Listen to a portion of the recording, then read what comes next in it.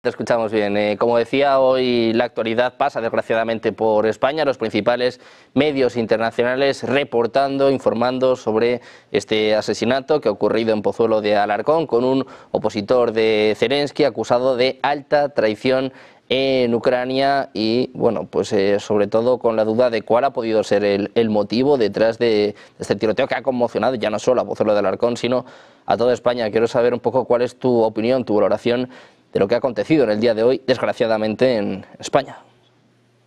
Bueno, pues yo creo que es un poco pronto para llegar a ninguna conclusión. Un asesinato normalmente es algo que requiere de una serie de investigaciones por parte de las fuerzas y cuerpos de seguridad del Estado y yo creo que, bueno, de momento no hay ningún tipo de valoración política que se pueda hacer, ¿no? Recuerdo, por ejemplo, el ataque también con arma de fuego contra un exdirigente de Vox, ¿no? Que finalmente parecía que iba a ser algo político, pero finalmente era un problema de deudas. Entonces, bueno, no creo que...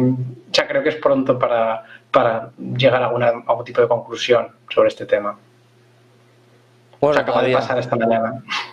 Todavía es pronto, todavía son las primeras pesquisas, pero en un momento en el que hay nerviosismo en la Unión Europea, con lo que ha pasado en Rumanía este fin de semana, con las negociaciones que tuvieron lugar en Estambul, la llamada entre Donald Trump y Vladimir Putin, te quiero preguntar por esto, ¿qué relación puede tener con el conflicto en Ucrania y sobre todo qué posición está marcando Europa con respecto a esta guerra? Bueno, yo creo que el principal problema que tiene actualmente Europa es que parece que hay un acuerdo bastante amplio en aumentar el gasto militar y creo que eso es algo bueno, ¿no? En esta situación de un mundo cada vez más multipolar y cada vez más inestable, pero creo que quizás lo que le falta a la Unión Europea es tener un poco de dirección, ¿no? O sea, estamos hablando ahora mismo de que hay 27 estados, cada uno con su propio ejército, cada uno con su propio presupuesto de defensa, todos están aumentando el gasto en defensa, unos más que otros, pero no hay ningún tipo de acción coordinada. Y bueno, creo que si estamos planteando la defensa de la Unión Europea, la defensa de Europa, pues creo que además de este aumento del gasto militar, creo que sí que sería necesario algún tipo de coordinación política, porque, pues bueno, no sé, igual no tiene sentido pues que los gastos que se hacen en defensa, el tipo de unidades que se adquieren o que se forman en Austria, pues no estén coordinadas con Alemania o con Italia o con España, ¿no? Creo que eso es un poco lo que le está faltando ahora mismo a la Unión Europea. Hay un acuerdo en gasto, parece que todo se resuelve con el talonario y creo que es parte de la solución, desde luego, pero no toda, ¿no? O sea, yo creo que haría falta una coordinación estratégica que no estamos viendo, ¿no? Y creo que en parte también por la crisis de legitimidad que tienen instituciones como la OTAN, ¿no? Desde la llegada de este segundo mandato de Donald Trump.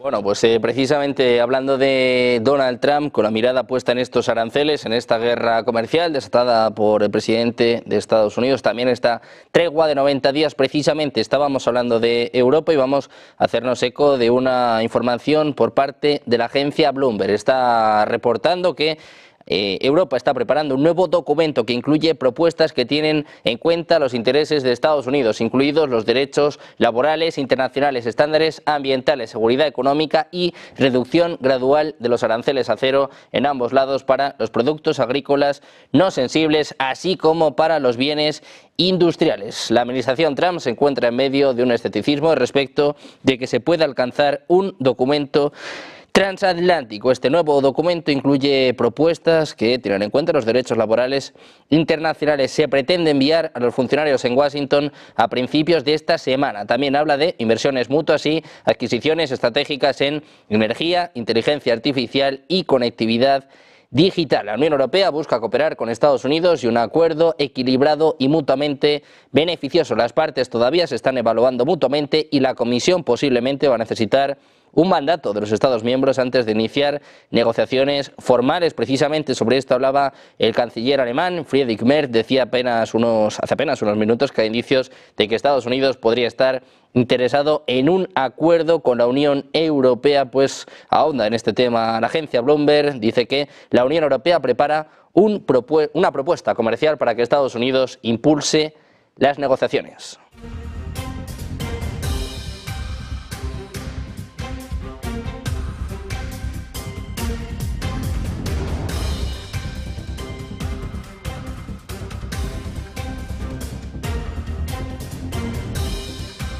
Pendientes de Europa, de esta guerra comercial y de las propuestas por parte del bloque comunitario. Vamos a seguir sumando voces a este espacio. Tenemos a Adrián Celaya, presidente de Ekel Group. ¿Qué tal, Adrián? Buenas tardes. Hola, ¿qué tal? Encantado de estar con vosotros. Y contamos con Gustavo de Arístegui, diplomático. ¿Qué tal, Gustavo? Muy buenas tardes. Muy buenas tardes.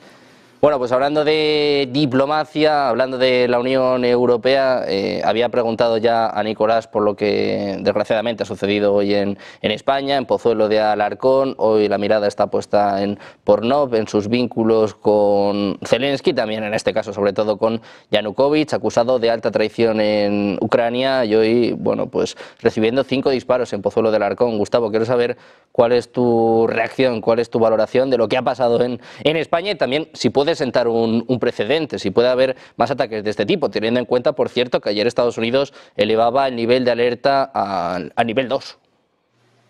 Bueno, es que no es esta la primera vez, lamentablemente. Cuando los rusos utilizaron España como terreno para matar a uno de sus disidentes, o llamémoslo desertores, os acordaréis el piloto de helicóptero que desertó y que estaba en Alicante, que fue asesinado allí seguramente por elementos cercanos al régimen ruso, ahora toca lo contrario. Francamente, estamos todos apoyando a Ucrania, Rusia es la agresora, es evidente que cualquier paz no es la paz necesaria, justa y duradera que todos buscamos, pero entre eso y permitirse, iba a decir el lujo, la barbaridad, de cometer asesinatos extrajudiciales en territorio de sus países aliados, España, Bélgica, Francia, da igual dónde, es, si se demuestra que es así, absolutamente inaceptable. Aunque sean elementos extremos del régimen o sean personas que no pertenecen formalmente a los servicios ucranianos, la primera sospecha recae sobre ellos. En efecto, la persona en cuestión estaba acusada de alta traición y era cercano a Yanukovych.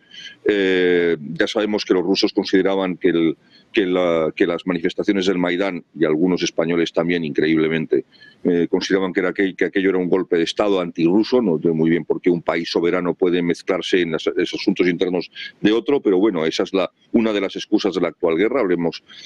Digámoslo claramente, esto fue 2014 y ahora nos encontramos esta terrible noticia, además en la puerta de un colegio, el Colegio Americano de Madrid, como si fuera una especie de toque de atención o de mensaje sangriento y macabro. Francamente creo que las autoridades españolas tienen que tomar muy buena nota, protestar muy seriamente si las investigaciones indican lo que todo parece, apuntar a una ejecución extrajudicial que proviene desde allí.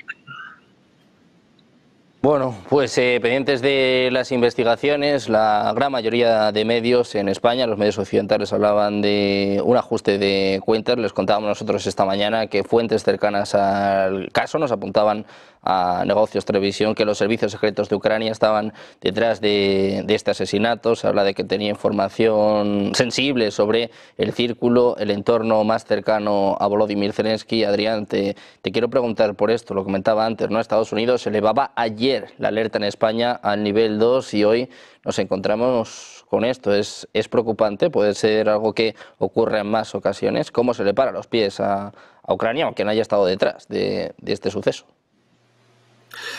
Bueno, sí, no es fácil hablar de un hecho tan concreto, hacer valoraciones o extraer conclusiones antes de tiempo, ¿no? Pero sí podemos hablar efectivamente del contexto, ¿no?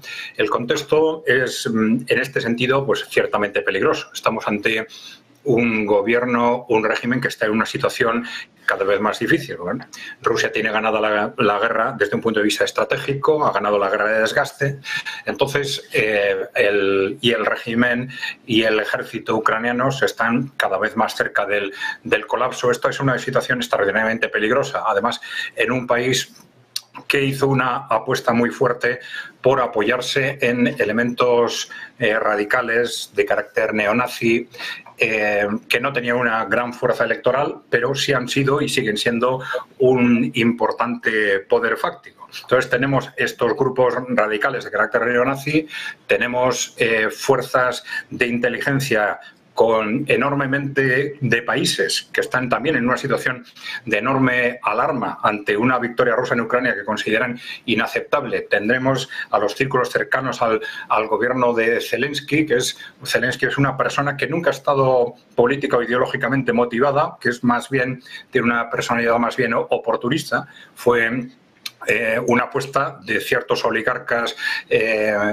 ucranianos que luego fueron apoyados por potencias extranjeras y que de alguna forma sí puede ser una persona que tenga cierta flexibilidad hacia los procesos de colapso que pueden venir, pero en una flexibilidad que tiene que gestionar con muchísimo cuidado, porque tanto por parte de las potencias extranjeras como por parte de esos elementos radicales internos, pues la situación puede ser verdaderamente explosiva y cualquier diferencia de opinión, a diferencia de planteamiento estratégico, puede convertirse en una cuestión de vida o muerte. La situación normalmente en estos casos de colapso, pues sí tiende a ser más peligrosa.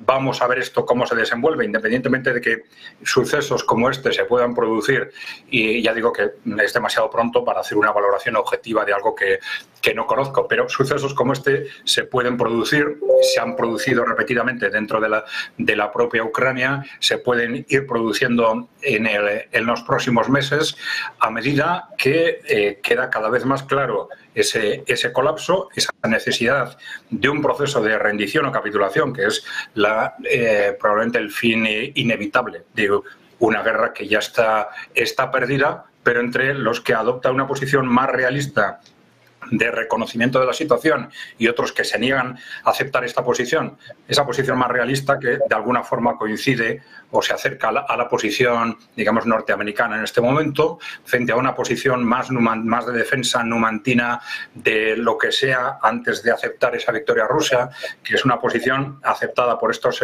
digamos, defendida por estos sectores más radicales y también por estas potencias europeas belicistas. Y bueno, vamos a tener seguramente durante estos meses una tensión muy difícil de contener, muy difícil de gestionar y en la que no cabe descartar problemas como este que ha sucedido ahora en España. Pueden suceder de forma puntual, pero yo creo que sin duda lo más grave va a suceder dentro de la propia Ucrania. Y esas tensiones en sí mismas van a ser un elemento importante cara al avance del proceso negociador o del proceso de capitulación o rendición que tenga que llegar. Claro, cualquier gobierno que intente dar pasos en una dirección en contra de la opinión de estas potencias belicistas occidentales o de estos sectores radicales va a tener serios problemas de gestión, serios problemas para continuar avanzando, serios problemas incluso para verbalizar posiciones más flexibles. Bueno, todo esto va a ser origen o una situación de alto riesgo de conflictos internos y que, bueno, que no hay que descartar que se trasladen al exterior de vez en cuando, claro. Bueno, pues pendientes de la tensión en Ucrania, mirando desgraciadamente lo que ha ocurrido hoy en Pozuelo de Alarcón. Vamos a estar muy atentos a las últimas horas en este sentido, pero si os parece cambiamos de tema. Nicolás, te quiero preguntar también por el presidente de Estados Unidos, Donald Trump, que ayer presentaba su cúpula dorada y de alguna forma desafiaba tanto a Rusia como a China. Quiero preguntarte qué importancia tiene este anuncio por parte de Donald Trump y también esta gran inversión de 175.000 millones de dólares.